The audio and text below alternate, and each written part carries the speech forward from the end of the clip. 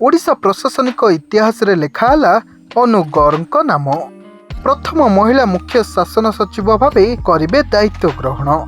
नुआ वर्ष रे नुआ देखिबे ओडिशावासी।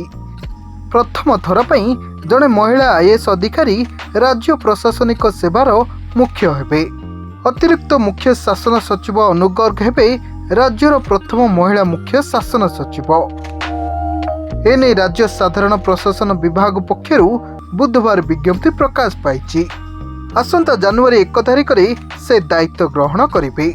तबे मुख्य शासन सचिव मनोज हाउजा डिसेम्बर 31 तारिख रे अवसर ग्रहण करिवे। तांको परे अनु गर्ग एही पदर दायित्व ग्रहण करबाकू जाउछंती।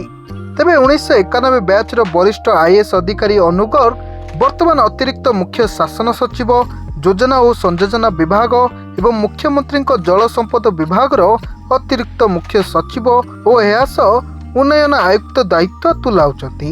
अनु गर्ग विभिन्न समय रे अवस्थापित थिबा पद पदवी रे दक्षतार सहित कार्य करिसंती।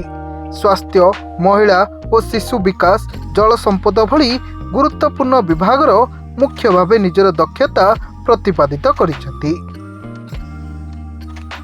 सबुठारु बड़ कथा होउची पुरी रे रथयात्रा समय रे श्री गुंडीचा मंदिर निकट में घटिथिबा दल चकटा भली परिस्थिति घटना रे पुरी अघटन तदंतकारी कमिटी अध्यक्ष भावे दायित्व तुलाइथिले। राज्य सरकार कोविड-19 संकट काल रे अनु गौरङ को गुरु दायित्व देइथिले।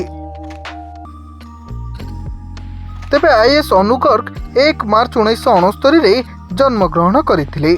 से दिल्ली विश्वविद्यालय कला स्नातक हासिल करिबा परे लखनऊ विश्वविद्यालय स्नातकोत्तर ग्रहण करिसंती। एहास जॉन हॉपकिंस यूनिवर्सिटी पीजी मध्य करिसंती।